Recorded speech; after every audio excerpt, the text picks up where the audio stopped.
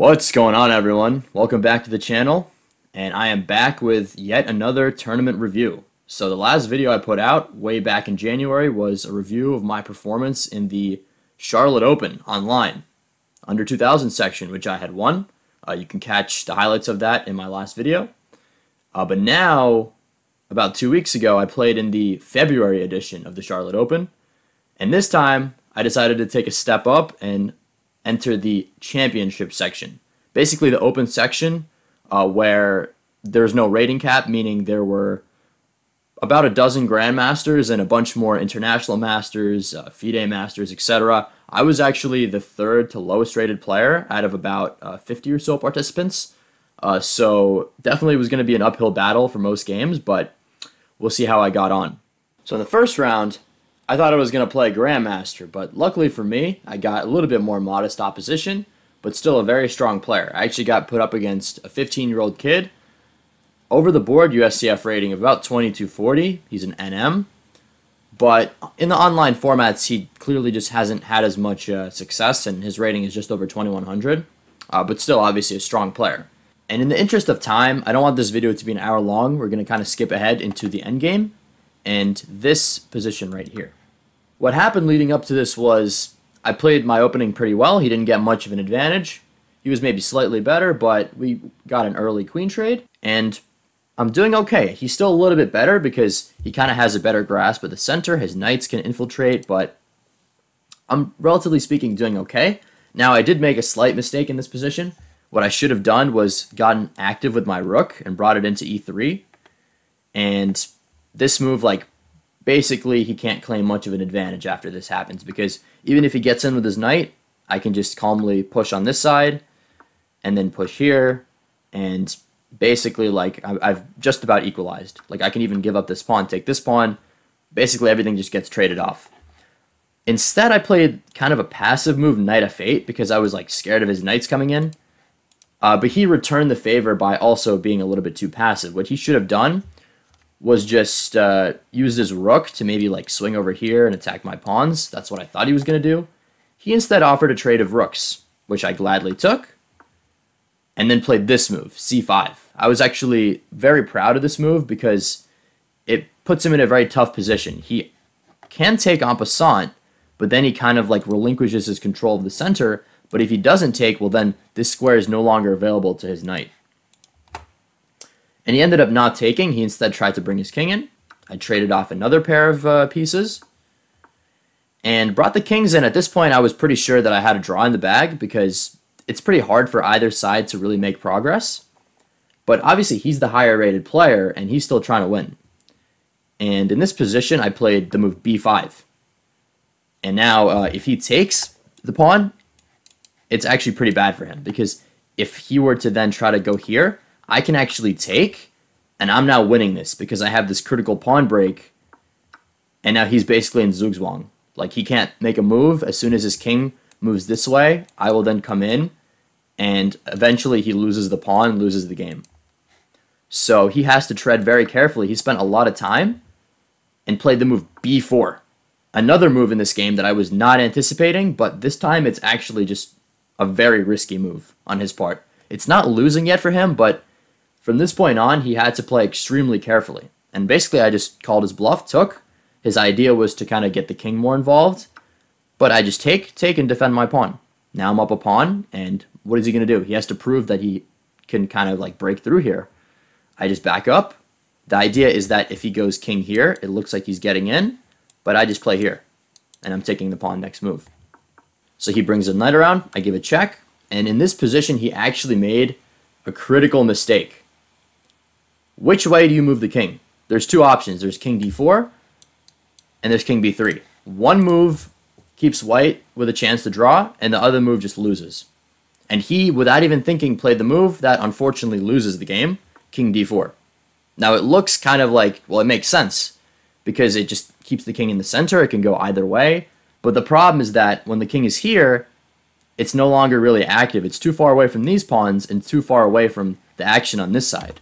What he should have done was gone here, and then, spoiler alert, this move that I made, if I had made it in this position, it wouldn't be winning because eventually everything would get traded off, And this is now drawable for white because he's just going to take my pawn, and then this is just a draw.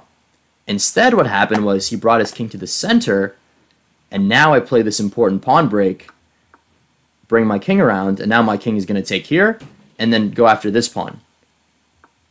And at this point, we were both kind of low on time. I had maybe a couple minutes. He was already getting down to maybe 5 minutes. But now, like, with every passing move, I'm starting to realize, like, I might be able to win this. And now look at this. Boom. Bishop c4. A move that he probably didn't saw coming. He thought that he was going to pick up the pawn. But now he actually can't, and he can't take the bishop because then I go here and I promote next move. So he's just stuck. He goes here. I just come in. And I take 2 pawns, and suddenly I'm just in a completely winning endgame. 2 passed pawns and a bishop against the knight. I just had to hold my nerves together and basically just convert it without any real problems. The reason this is lost for white is because even if he takes my pawn here, like knight takes b3, he's not going to be in position to stop this pawn. Like, his king is way too far away. And if he can't take a pawn, then, like, what is he going to do? He just goes around giving checks. I just have to be very precise, just not allow him to fork me or to win my bishop. And again, he can't take the pawn. I go here. He comes back. Like, he just can't do anything. He gives one last check. I go here, and he resigned because I'm making a queen next move, and it's over. And just like that, I pull off a shock upset out of nowhere, and I start off the tournament with a win. Now we go into the second round, and being on 1 point in the open tournament means I actually get someone very strong in the second round, and I got paired up against the 17-year-old Azeri international master Mohamed Muradli. Rated about 2450 FIDE, 2550 USCF. Very strong young player. Could probably make GM within the next year after we go back to over-the-board chess. So, you know, realistically, I knew I didn't have much of a chance, but we just go into the game, and let's see what happens. And actually, I should also add, I was about like 10 minutes late for the game because they changed the start time from the last tournament, and I hadn't realized, so not only am I facing an IM, but I also gave him 9-minute time odds, which is just terrific. But I opened with e4. I was expecting him to play his normal Sicilian Najdorf, but he surprised me with the Perk defense. And I said, okay, I'm just going to play it kind of like the most standard mainline way. Don't know much theory here, even though I kind of play it for black side sometimes. And already here, after 6 moves, I spent like 5 or 6 minutes just trying to figure out what I wanted to do. I ended up going for g4, which is actually still a pretty common move here. White is just trying to go for like a quick kingside kind of expansion. He goes h6 just to stop me from kicking his knight away. And now I played kind of a strange move. I don't think it's ever been played, maybe one time. a4. Typically what white will do here is castle long and not really touch these pawns. I said, you know what, I'm just going to switch things up. I need to make the game interesting. I'm playing against an IM, so let's play a4. He goes b4, kicks my knight back, and now he plays a5, which actually was inaccurate because c5 would be a little bit more in the spirit of what he was trying to do, because if I ever take, it opens the diagonal that he's eventually going to put his bishop on. But he was kind of like approaching the game a little bit lazily. Also, because he's from Azerbaijan, he is actually 9 hours ahead of us on the East Coast. So when this round started at 3:15, it was already 12:15 a.m. where he's from. So I hadn't realized that at the time, but no wonder when I looked over him on the Zoom camera, he was like kind of half asleep, looking really tired. So he was just like not even really trying his best, but he was just still playing, you know, good moves. I mean, he's an IM. And he went for some kind of kingside stuff. I said, okay, whatever. He breaks in the center. I kick his rook back. Notice he puts it on h7, not h8, because he's anticipating that his f7 pawn could be under attack. He's anticipating some stuff on the diagonal from if my bishop ever lands here. Now I finally long castled. He plays this move. I said, okay, you're not going to castle. I'm going to break in the center. He takes, and goes queen h4. And at this point, I'm like, what is he doing? I mean, his rook is one rook is on h7. The other rook after I trade is on a6, meaning he's never going to castle. So what is he actually up to? Let's find out. I just go king b1 here, kind of a cautionary move so that he never has any tricks. on this diagonal. He goes bishop e7, and now I say, okay, let me just start to attack him. Queen e2. He slides his rook over. I bring my rook in. Notice he can actually take the pawn, but that wouldn't be very wise because then he's opening the h-file. I can just kind of sidestep, like bring my queen over somewhere, and then next move I might be able to even put a rook on h1, and he's actually in some serious trouble. So he just played b3. I took, attacked his rook again. It went back. And already in this point, like, I'm starting to build a bit of an advantage. The move I should have played here was queen c6 because it kind of puts pressure on the rook and also puts him in a pin. I played queen a6, which is still pretty good. I give a check, win a pawn. He wins a pawn back, threatens mate on b2, right, with the queen and the rook. But I just have to kind of block. He goes back. I steal a pawn. I steal another pawn. What is going on? At this point, I'm thinking, like, how am I 2 pawns up and just in a much better position against an IM?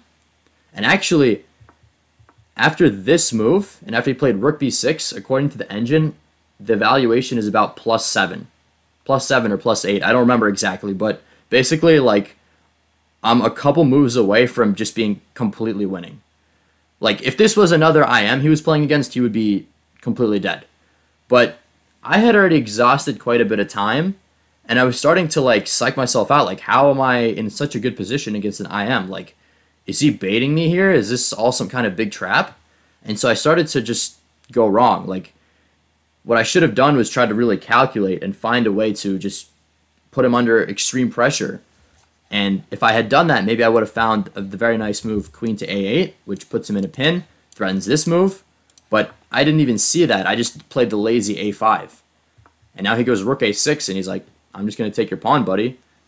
And if I go b4, very risky move because it really exposes the king. So I said, okay, I'll give him a pawn back. I'll go here. He takes. I come back. He attacks me. And now another bad move for me. A check. But now he goes queen d7. And now I actually can't avoid the trade of queens. What I should have done was retreated my queen and just kind of kept maneuvering, kept him under pressure. His king is never going to be safe in the center. But now I can't even go back with my queen because then he'll take my bishop. So I have to trade. But I'm thinking, okay, I'm still up a pawn. My position is still good. Let's just try to play this endgame out. But now he starts to just slowly, like, consolidate. He comes back with the king. He comes back with the knight. I go here. My idea was to bring in the knight and maybe plant it on d6. And then I just, for some reason, abandoned that plan and went bishop a3 because I saw this check and thought it was really good. But he just goes here. And then I played this move, which is just almost a blunder because now he comes here and now I'm in a fork. I'm just starting to get really sloppy. I'm getting low on time and I can feel the momentum shifting in his favor. Luckily, I had this move to kind of bail out, but I lose a pawn. And now it's even. And now I give some checks. I was just kind of repeating, hoping that he would take a draw, but no. He starts to push his g-pawn. And he keeps pushing the g-pawn. And now the material is equal, but his pass pawn is so much more dangerous than mine. And again, I'm low on time. I had maybe 3 or 4 minutes by this point. He also didn't have a whole lot of time. He had maybe 10 minutes. But now I'm like really struggling. I have to play very precisely to make a draw. He goes here. I go here. His pawn gets even closer. I play rook f8 so I can kind of protect the pawn from queening from the back. He goes knight g4, trying to block. I come back, play on my rook here, and he goes king f3. So I start to bring my own king in. And at this point I know like his plan is just to get my rook out of there so he can make a queen. But I'm relying on the fact that even if he, say, does that, and I can give up my rook for the pawn, and then still cause some problems with my own pass pawn. And he played knight f2 here. And if I had more than 2 minutes, and I had actually, like, calculated here, I would have realized that I can take the knight and actually just bail out to a draw. Because if bishop takes, king takes, I can actually give up my rook. And because his king is so far away from this pawn, he can't stop it. I just go here, and I push. And if he comes here, I just keep going. He'll come here, I'll just push. And here we have what's called the shouldering technique. My king is in position to stop his king from coming around fast enough, and I just make progress, and his king is stuck. It can't sneak around. Eventually, I just make a queen, and he has to give up his rook. But I was kind of like panicking, and I didn't calculate that, and instead I played here. He gives a check, and now the critical blunder, king d5. My logic was that I need to get closer to the center so I can be in position to guide the b-pawn, when really I needed to go back, because now he played knight d3. And now I realize that, wait a minute, how do I save my b-pawn? He's attacking it twice. If I push, he hits me with the skewer. And I lose the bishop. Unbelievable. How I could be completely winning, and now in the endgame, a couple of like nice moves from him under time pressure, and I'm just losing. I attack the knight, we trade, he goes here, and I was just like sitting here in disbelief and eventually just resigned, because if I take the rook, he makes a queen, and this pawn is not anywhere near fast enough. I mean, he can even just come back and just basically just kick me out and playing his queen, bring his king over, take, that's it. I'm done. So yeah, just like that, I was kind of in a state of shock for a while after this game. I had just an amazing position against the IM, but just gradually let it slip away and made some mistakes under time pressure in the endgame. It happens, and just lost. So now we're in round 3, the last round of day 1, and I'm looking to bounce back from that tough loss, but I had a very little time to kind of recover from the last game, and even from the game before that, because these games, both of them went like 3 hours, and they kind of cut down the breaks in between rounds from the last tournament, so I had very little time to kind of like calm myself down before this game, and now I'm playing against another strong player, a national master, a 2200 guy who had actually played in Blitz a couple times, and so I knew he was pretty strong. He played e4, and I played my standard opening, and here he actually spent a while trying to figure out what setup he wanted to go for. I was expecting him to play bishop e3, because that's a move he played against me in Blitz. He played knight f3, and played more of a main line type thing. And this is all pretty standard stuff. Up until this point, here he played the move knight h4. And I should mention that my kind of idea of pushing these pawns was kind of stupid. I should have just castled. But I was a little bit scared that he was going to push g4 on me and get real aggressive. But in all honesty, like, I would have had it completely covered. I could have just countered in the center. But I was just, I don't know. I was just kind of coward. And so I delayed castling. But now he went knight h4, and his idea is he's trying to sneak into f5 and attack my bishop, attack my pawn. Still, I should have castled, but decided to meet it with this risky trick, knight takes e4, with a discovered attack on the knight. And I saw, okay, if he takes, I just take and I win a pawn. But then I started to calculate, he goes knight f5, in between move, attacks here and here, I take, he gives a check, then he goes here, and then I steal his queen, but then he hits me with this discovered double check, and then takes my queen, but then I saw I have this move and I'm fine. And I survive into like a pretty decent endgame. But, what if he just takes, and then plays this move? And he played it so quickly, and I was like, wait a minute, how did I not see this coming? I'm in trouble. Now he's forking my bishop and my pawn, and the fact that I haven't castled now is going to cost me big time. I have to go back, he takes, comes in here. Now I can't castle, I have to bring in my rook over, and the rest of the game was just carnage. I mean, he played every move like within a minute, so confident, just took my rook, put me in a pin, brought his rook over, and I even blundered this trick here. It was just a complete wash. I mean, he just disassembled me. I resigned in this position, like before he even got a chance to make a move, because he was just going to play here, and he's threatening this, and I'm just busted. Check, check, check. He takes my queen, like, just the wash. One mistake, and everything fell apart, and the thing is, such an avoidable mistake, too.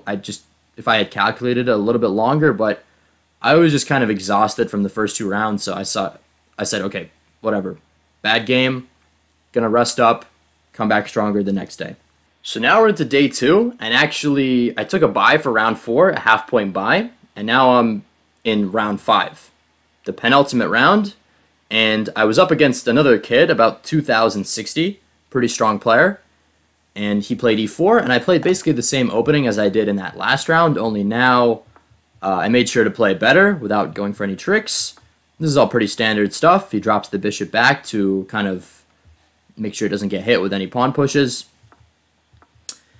And at this point, I spent, again, a long time calculating, again, what if he goes for this kind of knight h4 thing next? Kind of similar to the way it happened in the last game. I spent a lot of time, and then he ends up just doing this. Like, I literally spent 30 minutes calculating what would happen in response to his move, and then he just played a completely different move in 10 seconds. And then even here, again, I spent a lot of time calculating this pawn sacrifice with c4. Because my idea was if bishop takes, I go here and I fork him and I steal the pawn, but then he can take with queen, and it's really unclear if I have good compensation because his pieces are a little bit passive, but I'm also down a pawn. So I ended up not going for it. I just played b5, but again, I burned a lot of clock time.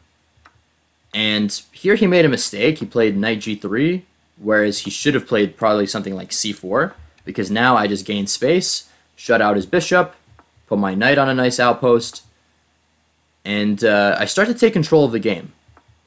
He tries to kick me out, but I take and go here. He walks into a pin, and already at this point I had maybe like 20 minutes, but I felt like pretty in control of the game. His bishops are very passive, even though the center is like locked and he has a little bit more space, but I know I can kind of like make improvements in places. And so now I played a very kind of like edgy move, h5. Because I had calculated this line where if he takes, it's actually a mistake. I will take the knight, then play b3, and he's losing a piece. Because if he moves the bishop back, I hit him with a fork. And I'm just up a piece. But he obviously doesn't have to take. He could have just played something like f3 here, I think, or maybe bishop g5. It was another variation that I also had to calculate. But here he played h4, which is a mistake because even though it stops my pawn from pushing, and also I should mention the whole idea of h5 is actually to play h4 next. Like if we give him some random move, like I'll play h4, and after his knight moves back, then I'm putting even more pressure against the center and his knight's out of play. But he played h4 himself, and I knew this was a mistake, but I got so excited by it, and I was like, I'm going to win this pawn. I played knight g4, and I'm thinking, I take. But when I put my knight on g4, it's no longer defending this pawn, and he just snaps it. And I'm said, wait a minute, I just blundered. All I needed to do was have been patient. Like, just play g6. Make sure your pawn is safe, and he still can't save it. He just literally can't defend the pawn. I'm just going to take it eventually. But I got impatient, and suddenly now I'm down to 10 minutes, and I'm down a pawn. And I'm feeling like I spent all this energy to build up an advantage, and now it's just going to dissipate because of one lapse of concentration. But actually, in this position, I was still significantly better, but the move I needed to find was queen d7. Because then I maintain the defense of my knight, and I can still target the pawn with the bishop. But I was like so fixated on my queen needing to be on this diagonal that I just didn't see the move, and instead I brought the bishop back, which defends the knight, but what ends up happening is we trade and I'm just down a pawn. And I was hoping that I would have some compensation, kind of with the fact that I have an open h-file, but it doesn't amount to that much. But I kind of like was bluffing here. I like put my rook here, made it look like I was about to sacrifice. He was just playing things very careful. And I had like maybe 5-6 minutes at this point, and I had to just blitz out moves quickly and just kind of keep him under pressure. Otherwise, eventually he's just going to improve his position and probably win. And so here I played this, gave up my bishop, brought in my queen, and I was able to actually put him under some pressure because his bishop is still extremely passive. He got rid of my knight because it was pretty strong. I started to put pressure. And now I started to think, like, how can I keep him on his toes? I decided to sack a pawn to get my pawn to b3. And now I'm down actually 2 pawns, but still, like, he's not that much better. because I have like a lot more activity with my rooks and my queen. He goes bishop here. I bring my bishop over. He goes here. I have to defend my pawn. And now he goes queen d1, and now I started to realize that, wait, I actually can't defend the pawn again. I just have no way. I went back. He was just playing it a little bit safe just to make sure I can't infiltrate with my queen. But eventually he just took the pawn, and I declined the rook trade because why would I trade if I'm down material? I need to keep as many pieces on the board, keep the game as complicated as possible, and hope I can just swindle. And so I just kind of like moved around with the rooks. Notice at this point he's actually up 3 pawns. But it's hard to really like make them count because I have a dark square blockade. All his pawns are on light squares here. His bishop can't move between them, and I control all the dark squares, so he's actually stuck for the time being. What he needs to do is to try to trade pieces, but I'm not letting him. Like, we just shuffle, and here I played here. I'm actually targeting the pawn now because he's in a pin. He goes back. I go here, trying to infiltrate this way. He goes here. I go here with my bishop, which wasn't the greatest move, but I just needed to play something quickly. Now I played here. He went here. I gave a check, and now he obviously doesn't want to just keep shuffling back and forth with the king, so he went here. And again, I'm just like trying to keep everything solid, making sure he can't make progress. He goes king g3. This, I don't even know what this move was. I just had like 1 minute left at this point. He goes g5, and now I'm starting to feel like he's maybe overextending a little bit, making his king unsafe. And so I was thinking, if I can swing my bishop around somehow and get in on this diagonal, like, who knows what could happen. But now, the move I missed was queen e3. And actually, I just have to trade queens at this point. If I drop back, he brings in his pawns, and I am busted. I can't stop 2 pass pawns. So I have to trade, and I have to plug the holes. But even still, like, I was under 30 seconds, but he had also already lost a lot of time trying to defend, and I was continuing to put him under pressure. That is one thing that I did very well in this game. Here, we traded pawns, and he went back, which was a mistake. He should have put his king here, which looks dangerous, but actually the king is completely safe, and he can start pushing his pawns. He didn't realize that he went back, and I should note, he didn't take because then I check, and then I go here, and this is mate. He had to be careful not to actually get checkmated. So he went back, and I was just like gung-ho. I didn't even care about the pawns. I was like, if I can make enough counterplay and put his king in enough danger, maybe I can swindle him. But I still had to make sure the pawns don't go too far. And eventually I get this pawn. I go here. And in this position, I had, again, maybe like 30 seconds. I was just playing on the increment. He had a couple minutes, but in this position, he played this move. What? I take the rook. He mouse slipped. Mouse slipped, hung a rook, and resigned. And just like that, the game was over. And it went from being slightly better for him, maybe close to equal, to me just winning. Just like that. And you know what? Stuff like that happens. I got rewarded for my consistency and putting him under pressure. I guess he just kind of panicked and made a mouse slip. Poor kid. He was like 13. But we take those. I got a victory, and I was now sitting on 2.5 out of 5 points. Going to be a tough last round game. So for the last round, I got a pretty favorable pairing.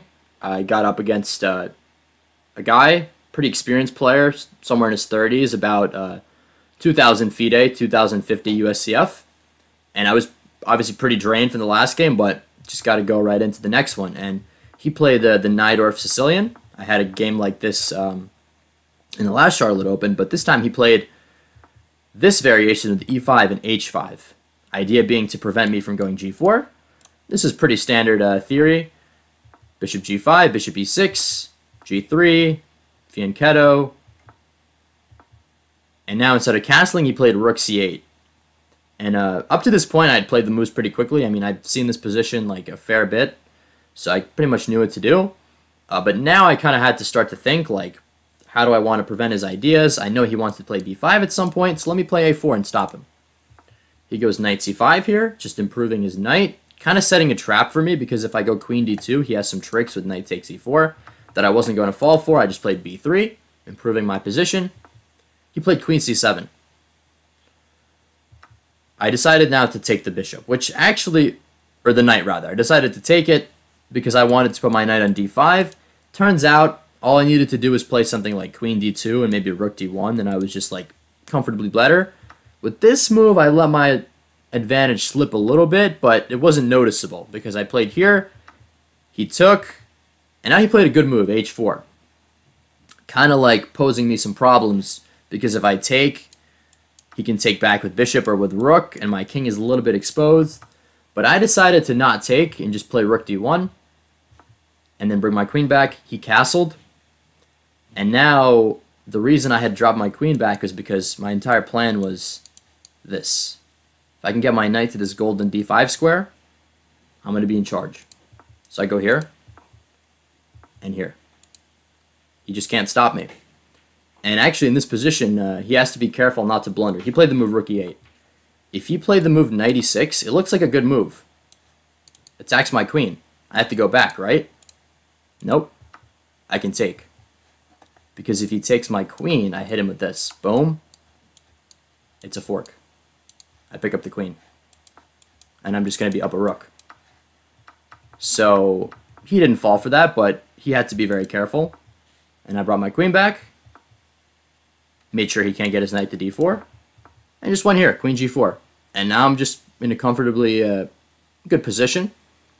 He didn't really know what to do. He didn't want to take because that just activates my rook. Looks kind of dangerous. So he offered a queen trade, but I just took the pawn. And now if he trades queens, he actually just fixes my pawn structure. So he went back, and he was actually getting pretty low. This is one game where I was actually up on time.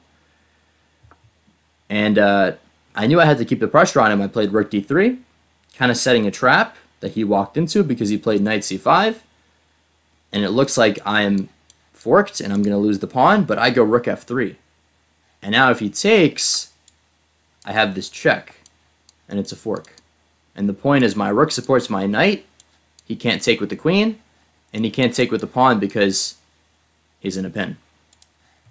So he had to go rook here. And now I just played rook b1. Just, again, solid moves just to keep my position in control. I had less than 10 minutes, but he also had very little time. And actually, like, on this move, he really didn't know what to do. He dropped to, like, 2 minutes. And now I played rook f5, just continuing to kind of keep him under pressure. And here's where he started to just kind of panic. He didn't know what to do. He played knight d3, queen f3. And suddenly now he walked into a double attack. And now, kind of in desperation, he had like 20 seconds. He played queen d2, hoping that I'll take, and maybe he can, like, I don't know, do something with the queen. I just played rook d1, and that's it. Skewer. He resigned. And just like that, I got a pretty comfortable win. Didn't have to do too much. Just kind of had to, like, keep the position together, stay in control, and he kind of self-destructed. And that win got me to 3.5 out of 6. Tied for, in a three-way tie, I should say, for the under 2,200 prize, which was a pretty good accomplishment for me, being the third lowest rated player. And a big rating update. I actually was waiting to put out this video to see what my rating change was after the last couple of tournaments that I played. And I actually was finally able to break the 2,000 barrier. Online ratings, of course, so it's not going to matter a whole lot when we go back to over the board, but I'm hoping that that'll resume in the next couple of months and I can break 2,000 for real. So, hope you enjoyed the video. If you enjoyed the recap, learned something, stay tuned for more.